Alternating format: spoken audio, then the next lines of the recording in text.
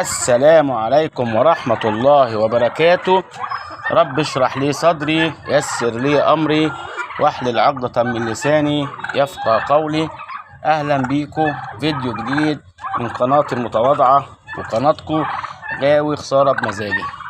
حضراتكم اللي أنا موريه لكم ده أنا كنت وريته لكم قبل كده، بس عشان خاطر الفيديو ده أنا هوريكم حاجة تانية جديدة، فلازم أبدأ من هنا، لازم أبدأ من هنا عشان بعد كده أوريكم أنا هتكلم عن إيه. شايفين حضراتكم تبارك الرحمن الخير والرومي والدنيا الجميلة دي كده. أوريلكم أنا عايز أوريلكم إيه بالظبط. هو تبارك الرحمن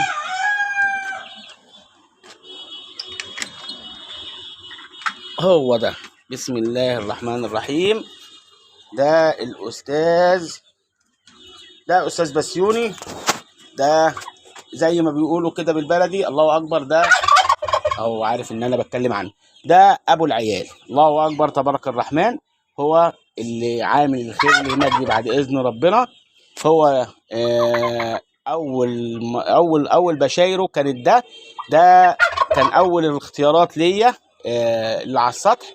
كان هو اشتريت 10 رومي، وربنا كرم كبروا، نقيت منهم ديك رومي واتنين اللي قدام حضراتكم دول اللي هم النتي. وربنا اللهم لك الحمد رزق، ودايما بيض والله اكبر عمران وخير ورزق من فضل الله.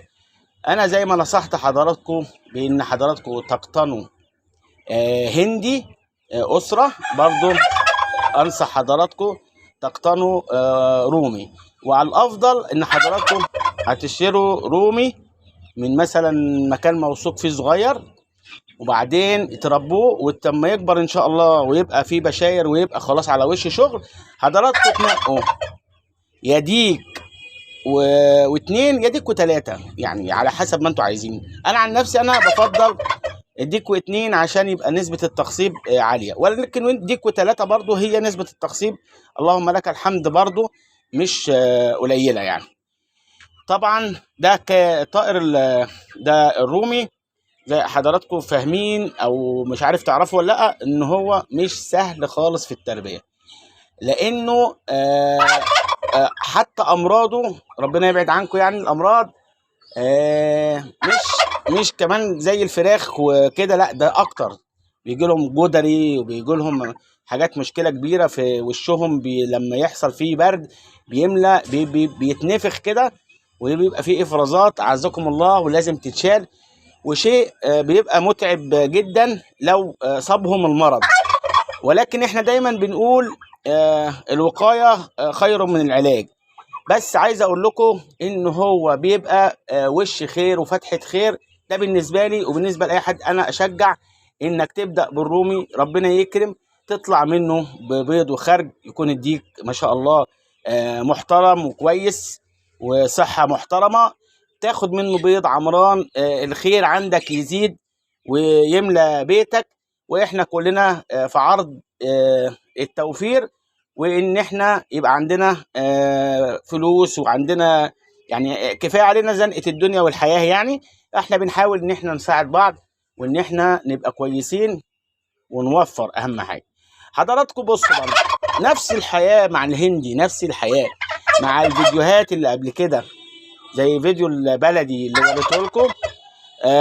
برضه اكلوا ايه هم حضراتكم؟ هم 3 اهو، شويه الميه، كفتين العلف، منهم 21 على بياض، وهي خلاص الحمد لله على كده.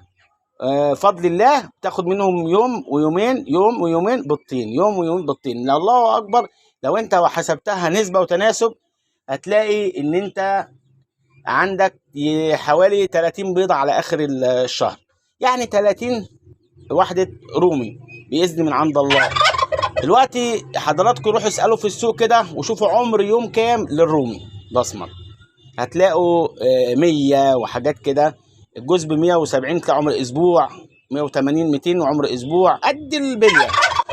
فهو كله رزق وخير وفضل من عند الله. الرومي حضراتكم هتلاقوا الدنيا هنا يعني مش احسن حاجه. مشكله الرومي انا بالنسبه لي اني انا خلاص يا عم عشان اعرف اتكلم بقى، انا هطلع لكم بره عشان هو حضرته بيغير على الحريم بتوعه باين.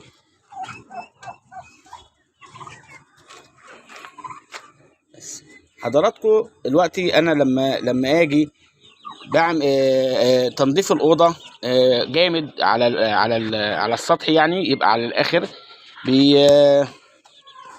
بالنسبه لي لو هم جم يبيضوا البيضه لا مؤاخذه بتقع على الخرسانه فبتتكسر، وعشان كده انا لازم بسيب جزء من التراب والحاجه عشان ايه؟ عشان ما يحصلوش حاجه. طب اطلعوا بره، اطلع خد شم هوا يلا يطلع بره. شوف بيسمع الكلام بس يوني محترم. بص بقى بيطلع بره بيتحول، بيطلع بره بيحس بقى ان هو ايه اسد الجبال. بص ما تفهموش بقى يطلع بره ايه اللي بيحصل بس. فهو ما شاء الله تبارك الرحمن تربية الرومي تربية ممتعة، كلها رزق، كلها خير، كلها رزق من عند الله. يا ولا بسم الله ما شاء الله. بصوا ما صدق طلع بقى ايه فرس سيطرة يعني، ما شاء الله تبارك الرحمن. فانا انصحكم بتربية الرومي، انا انصحكم بان انتوا تقتنوه عندكم في البيت وتبداوا ان انتوا تربوه تعتنوا بيه اكل وتربيه ورعايه. اهم حاجه الشتاء ان انتوا تخلوا بالكم منه، لان اللهم احفظنا لو عي بيبقى رجوعه تاني لطبيعته بتبقى متعبه وصعبه، واحنا مش عايزين نصرف فلوس على دواء وعلى علاج. احنا بنعمل توفير وبنزود من حياتنا وربحنا. فزي ما شفتوا حضراتكم كده،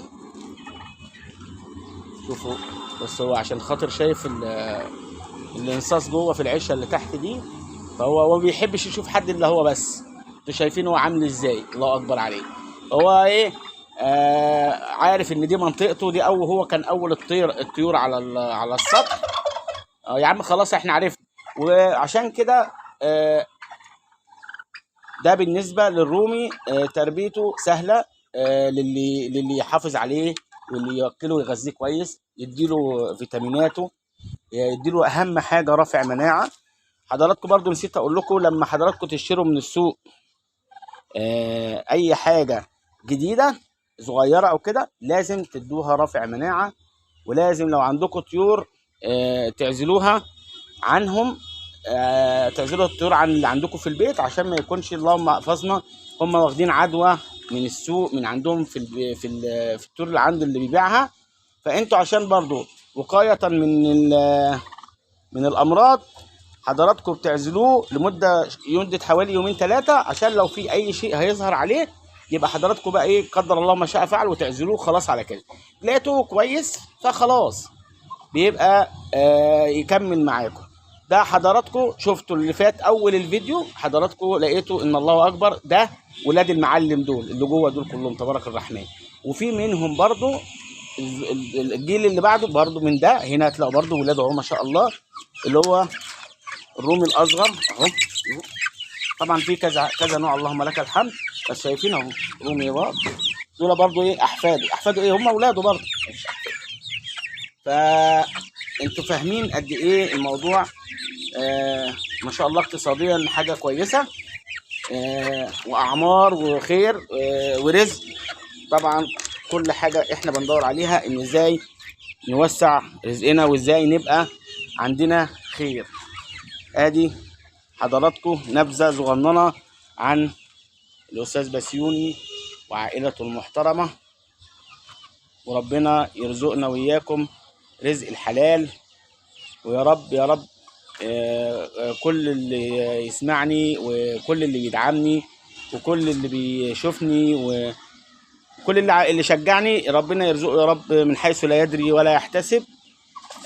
لو وصلت معايا للجزء ده فأشكرك جدا، كتر خيرك ان انت بتدعمني ومضيع من وقتك ويا رب اكون حد خفيف عليكم.